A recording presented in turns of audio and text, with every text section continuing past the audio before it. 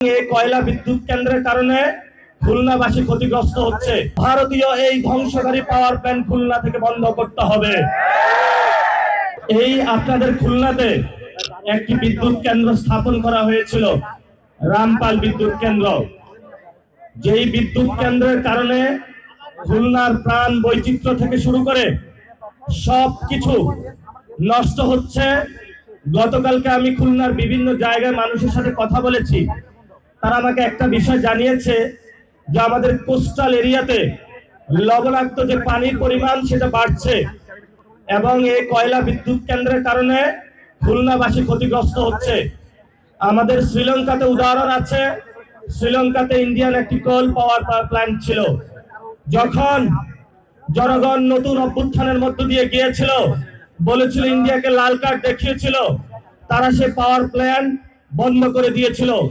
আজকে খুলনাবাসীর পক্ষ থেকে আমরা সরকারের কাছে আবেদন জানাচ্ছি, শেখ হাসিনা কুসুম কুসুম প্রেম করে ভারতের সাথে খুলনাতে যে বিদ্যুৎ কেন্দ্রটা বসিয়ে দিয়েছিল, খুলনার মানুষের উপরে গলার উপরে পা দিয়ে বসেছিল, অতি দ্রুত ভারতের সাথে সেই চুক্তি বন্ধ করে ভারতীয় এই ধ্বংসকারী পাওয়ার প্ল্যান্ট খুলনা থেকে বন্ধ করতে হবে।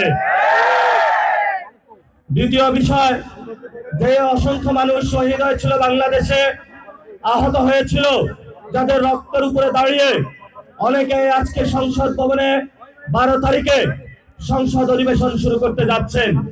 ভালো কথা, সংসদেই হলো সবকিছু হবে। তবে এই সংসদ নির্বাচনে রিফর্ম অ্যাসেম্বলি নামে বা সংস্কার সভা নামে একটি সংসদ অধিবেশন হওয়ার কথা ছিল, কিন্তু আমরা দেখেছিলাম আমাদের যিনি বাংলাদেশের প্ল্যান দেখানোর চেষ্টা করেছিলেন জনাব তারেক রহমান বলেছিলেন আপনারা সবাই গণভোটে হাঁ দিবেন। আমরা এখন দেখতে পাচ্ছি সেটা ওনার মুখের কথা ছিল, অন্তরের কথা ছিল না। এই জন্য আমরা সরকারকে এখনো বলবো, সময় আছে, দ্রুত গতিতে সংস্কার সভা বাস্তবায়নের উদ্যোগ নিন, না হলে 12 তারিখে আমরা সংসদ ভবনের সামনে যাব।